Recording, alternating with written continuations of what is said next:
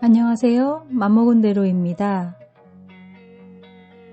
첫 번째 영상을 올리고 친한 친구들에게만 영상을 올렸다고 이야기를 했습니다.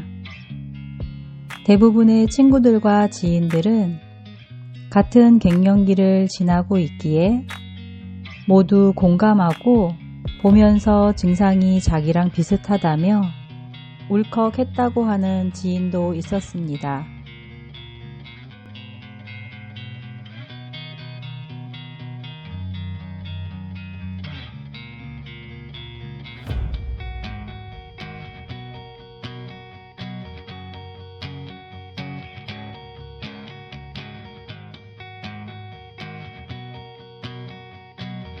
그런데 딱 한 친구가 요즘은 개나 소나 유튜브 다 하더라 이러는 겁니다. 그래서 네 주변에는 유튜버가 그렇게 많아? 내 주변에는 한 명도 없어서 편집할 때 잘 몰라도 물어볼 사람이 없던데 라고 했더니 그 친구 말이 황당합니다. 아니 주변에는 없고 유튜브 보면 영상이 엄청 올라오잖아 하는 겁니다. 이 중년 아줌마를 어쩌면 좋을까요? 본인이 유튜브를 클릭해 놓고 그 안에 영상이 많다고 하네요. 본인은 계정도 없어서 구독도 누르지 못한대요. 예전부터 나에게 자격지심이 있었던 친구였는데 역시나 나이를 이렇게 많이 먹어도 변함이 없네요. 구독을 누를 수가 없는 게 아니라 누르고 싶지 않은 거겠죠? 아니면 이 친구도 갱년기라 짜증이 나는 걸까요? 아무튼 이 친구와의 인연은 마음속으로 정리했습니다. 긍정적이고 나에게 좋은 영향을 주는 사람들도 관계를 이어가기 힘들 지경인데 친구라면 서로 응원하고 으쌰으쌰 갱년기의 터널을 함께 지나가자 해야 할 사람이 저렇게 말을 한다면 손절을 하는 것이 현명하지 않을까 합니다. 그러면서 내가 삶을 살면서 누구랑 싸운 일이 거의 없는데 손절한 사람들이 누구였냐를 생각하게 되었습니다. 그런데 딱 생각나는 초등학교 동창 신머시기가 생각났습니다.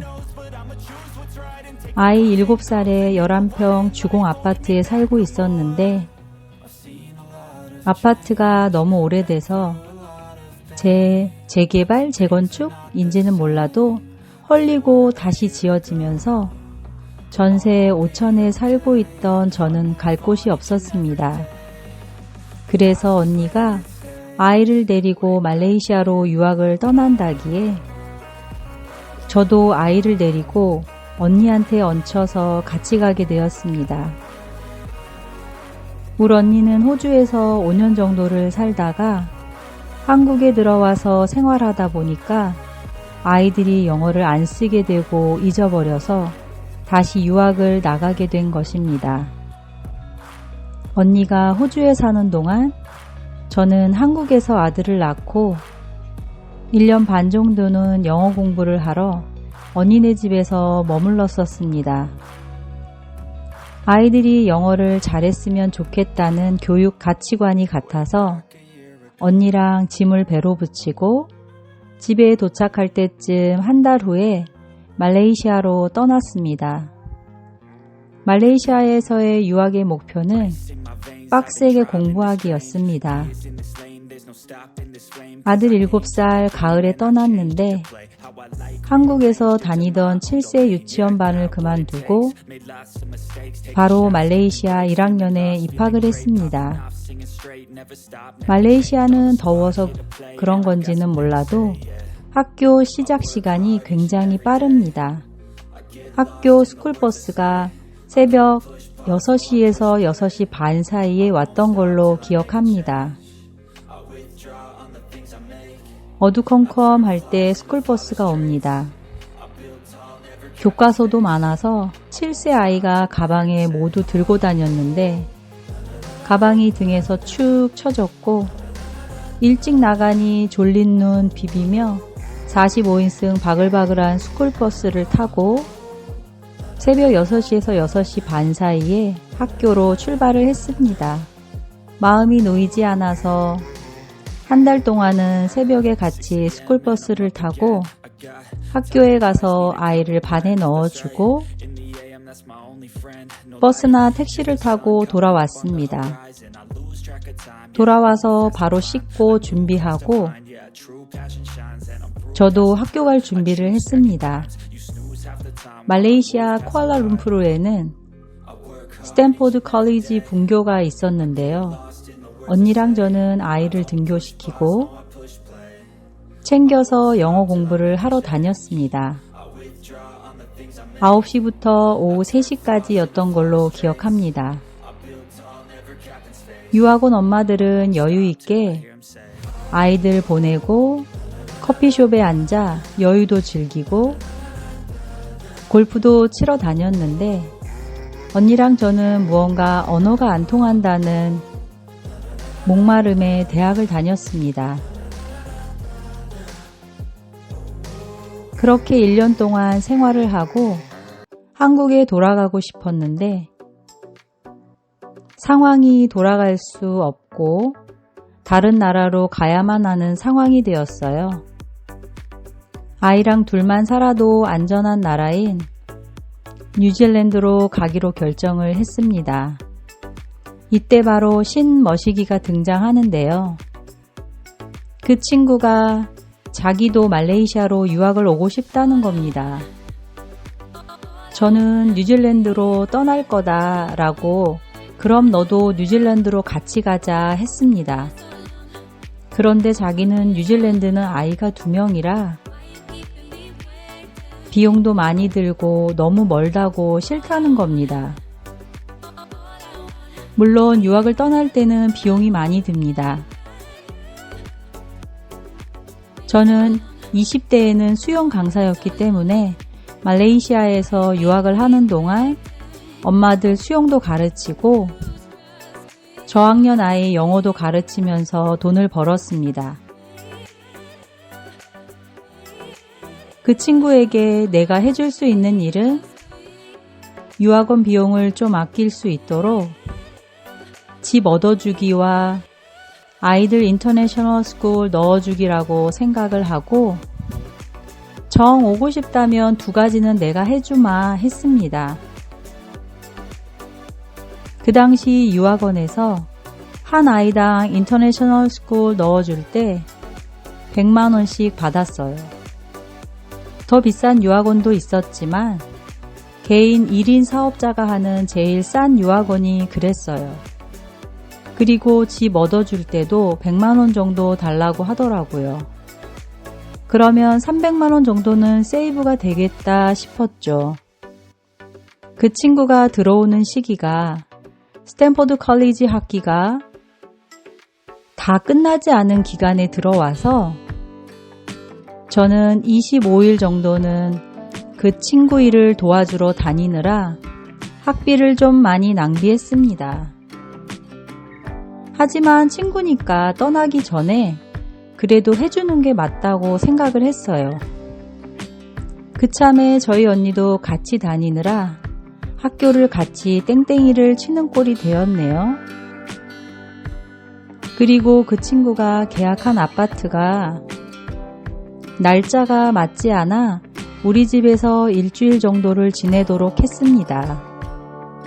손님이니 그 친구와 애들 둘에게 침대가 있는 안방을 내어주고 아들과 저는 거실 바닥에 자리를 깔고 잤는데 아들이 생활 패턴이 바뀌니 병이 나서 며칠을 아파서 학교도 못 갔습니다. 우리 아들은 혼자 커서 극성을 부린다고 생각을 안 했는데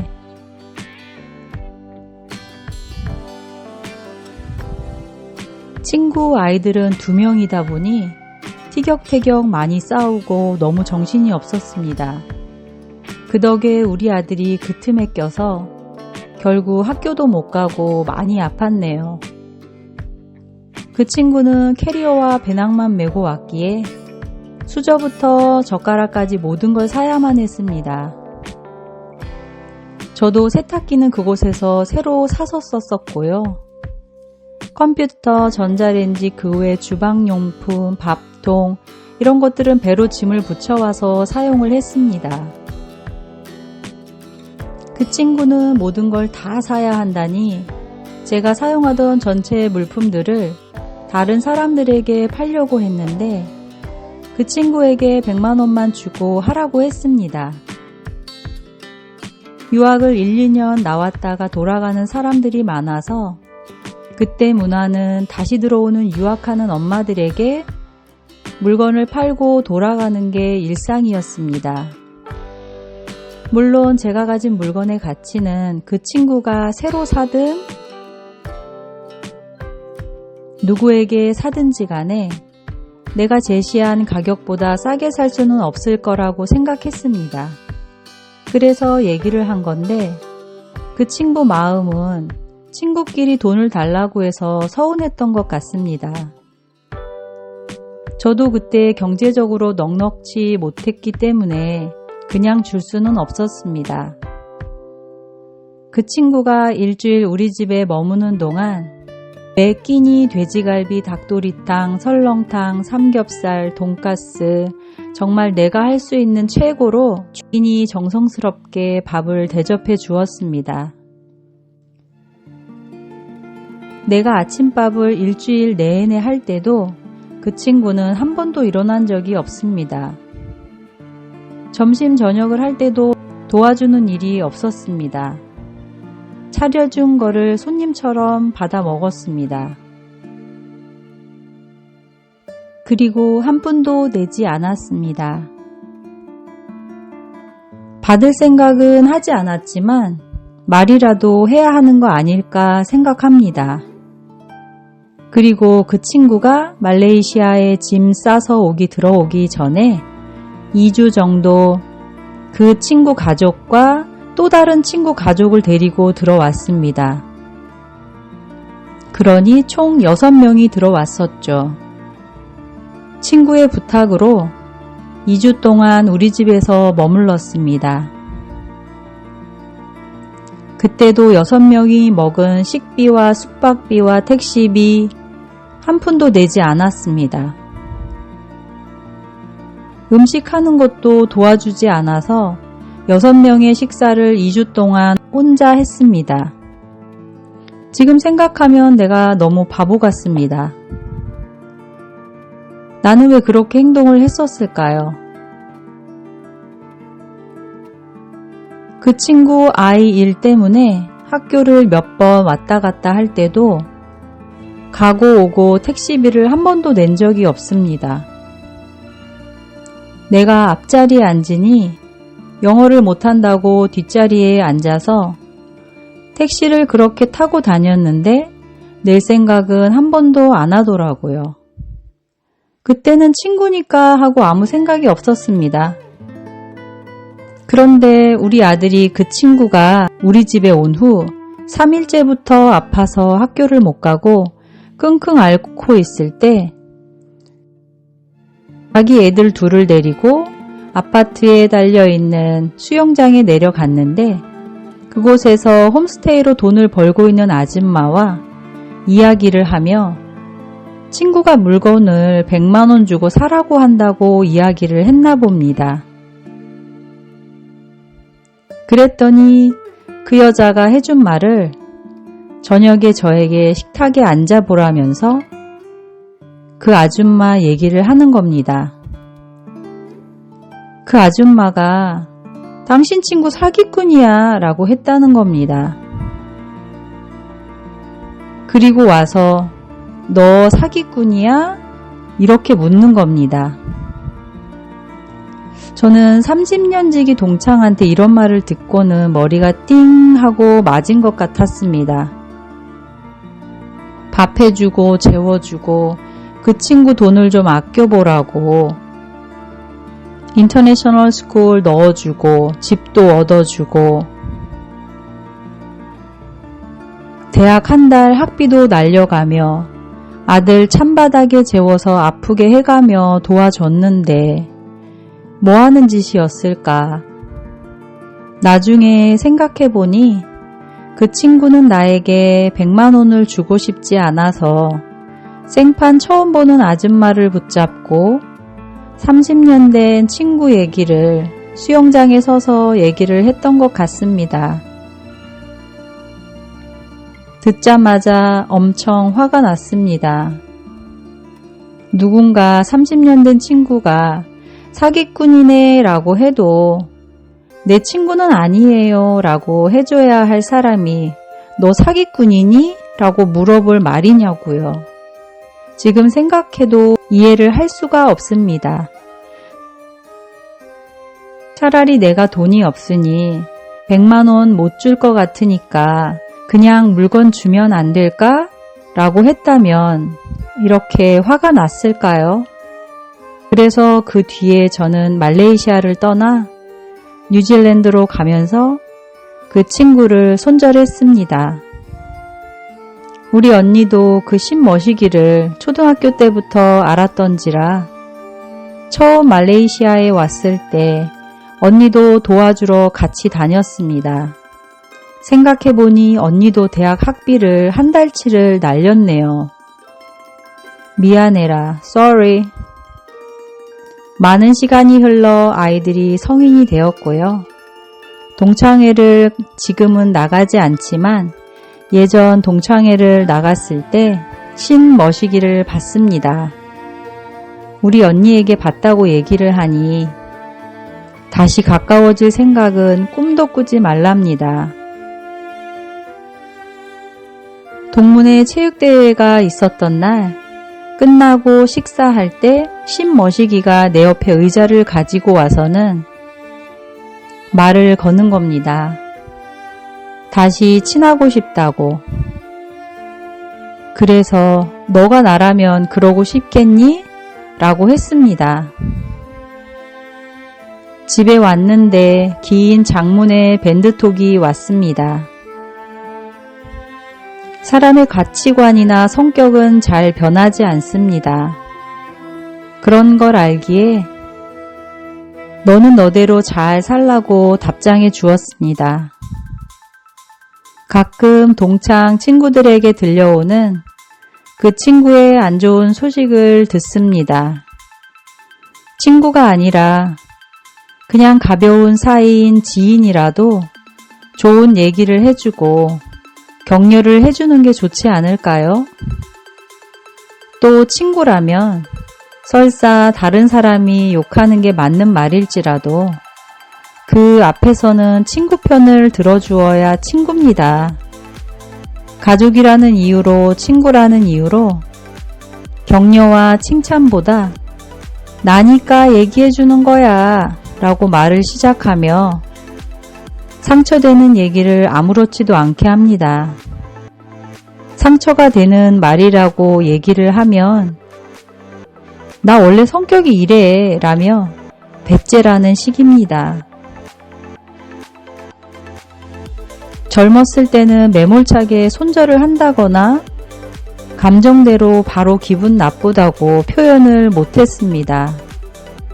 그런데 이제는 모든 포커스는 나의 행복에 맞추어져 있습니다.